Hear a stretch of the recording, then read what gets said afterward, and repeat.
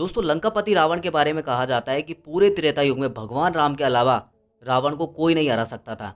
लेकिन यहाँ पर शास्त्रों और ग्रंथों में बताया जाता है कि चार अलग अलग राजाओं ने, योद्धाओं ने रावण को बुरी तरह से हराया था।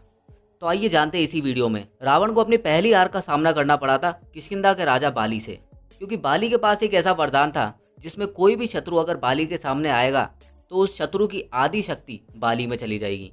तो होता क्या है, बाली जब पूजा कर रहे होते हैं तो रावण वहां पर आकर उनकी पूजा में बाधा उत्पन्न करता है। अब बाली रावण से गुस्सा होकर उन्हें अपने बाजुओं में दबा लेते हैं और जब तक पूजा खत्म नहीं होती तब तक रावण को अपने बाजुओं में दबा के रखते हैं। अब रावण को बचने के लिए बाली से माफ़ी मांगनी पड़ती है। इसके बाद में जाकर बाली उन्हें छोड़ते हैं।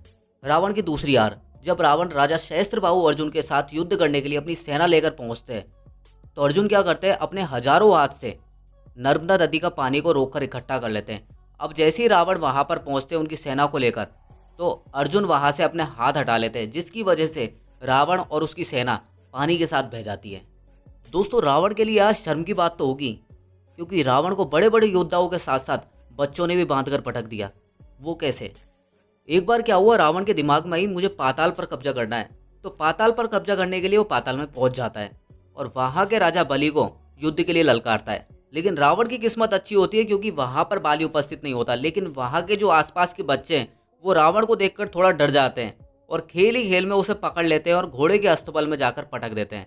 अब आप लोग ये सोच रहे होंगे कि रावण के पास इतनी शक्तियां थी तो बचा क्यों नहीं? तो यही मेरे दिमाग में आई थी। लेकिन जब मैंने पढ़ा तो पता चला कि पाताल में किसी भी लोग की शक्तियां काम नहीं करती। इसलिए रावण की किस्मत अच्छी थी। अगर वहां पर राजा बलि होता तो रावण की बलि चढ़ जाती।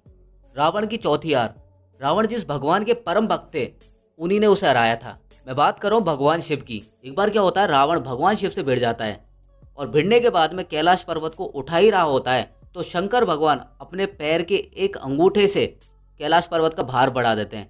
अब जिसकी वजह से क्या होता है, रावण का जो हाथ होते हैं वो उस पर्वत के नीचे दब जाते हैं। तो अब रावण करे तो करे क्या? तो भगवान शिव को प्रसन्न करने के लिए रावण वहां पर शिव तांडव करता है, जिसकी वजह से भगवान शंकर खुश होकर रावण को छोड़ते हैं। यहाँ पर पहली बार भगवान शिव को खुश करने के लिए शिव तांडव किया गया था। तो दोस्तों इस तरह से रावण को भगवान राम के अलावा चार अलग अलग राजाओं ने हराया।